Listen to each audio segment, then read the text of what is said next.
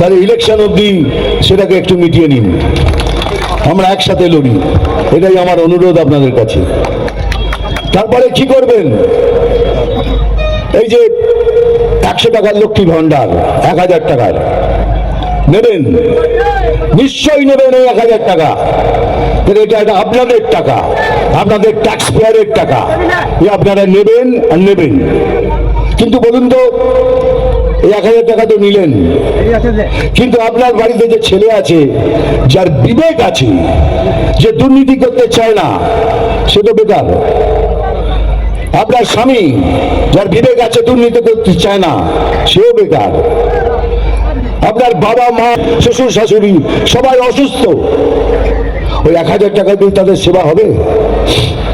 কিন্তু দেখুন, প্রধানমন্ত্রী মহাশয় 5 লক্ষ টাকা করে সবার জন্য আয়ুষ্মান ভারত করেছেন, সবার জন্য, আপনার আপনার আপনার আপনার সবার জন্য। এমনকি যারা 1000 টাকার লক্ষ্মী ভান্ডার পাচ্ছেন তাদের জন্য করে দিয়েছেন, কিন্তু উনি করতেই দিচ্ছেন না। বলে না, করতে দেবো না। কত জায়গায় আমি চেষ্টা করেছি, করতেই দিচ্ছেন না। মানে 5 লক্ষ টাকা পেলে পরে আপনার মা বাবার চিকিৎসা হবে, সেটা করতে দিচ্ছেন না। মানে কি বলছেন, 1000 টাকা থেকে দিয়েছি অনেক, এবার বাবা মা গলে যাক, কিছু করার নেই। 1000 টাকা কিন্তু তাহলেও নেবেন, ছাড়বেন না। এটা আপনাদের ট্যাক্স পেয়ারের টাকা।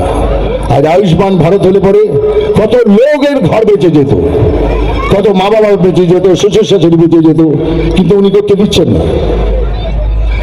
এই জন্যই আমি কিছুদিন আগে বহরমপুর গেছিলাম, আমি সব জায়গায় বলি, কেন বলছি, এটা টোটোবেলা আমার সামনে এসে দাঁড়ালো, বলে কেমন আছেন দাদা? আমি ভালো।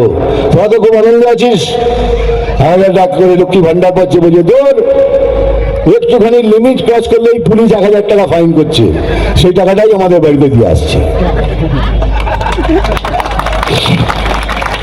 এটা মিথ্যে কথা বলছি না, একদম সত্যি কথা। বহরমপুরে এটা হয়েছে, আমাকে বলেছে। কিন্তু আমি বলছি, তবু বলছি নেবেন। আমি সবাইকে বলছি, যারা কমিউনিস্ট আছেন, তাদের মধ্যে যারা হিন্দু আছেন, তাদের মধ্যে হিন্দুত্ব বেঁচে আছে, তাদেরও বলছি, কংগ্রেসকেও বলছি, এমনকি তৃণমূলের যেসব হিন্দু ভাই বোনরা আছেন, যারা দুর্নীতি করেন না, যাদের মধ্যে বিবেক আছে, তাদেরকেও বলছি, আসুন একসাথে এক ছাতা নিতে এসে ভোট করে এই সরকারকে গেট থেকে তাড়াই। এটাই আমার অনুরোধ। দেখুন, এইসব ফালতু বিতাড়না, এইসব কথায় বিশ্বাস করবেন না। যে বিজেপি আর তৃণমূল মিলে রয়েছে, তাদের মধ্যে একটা গাঢ় রয়েছে।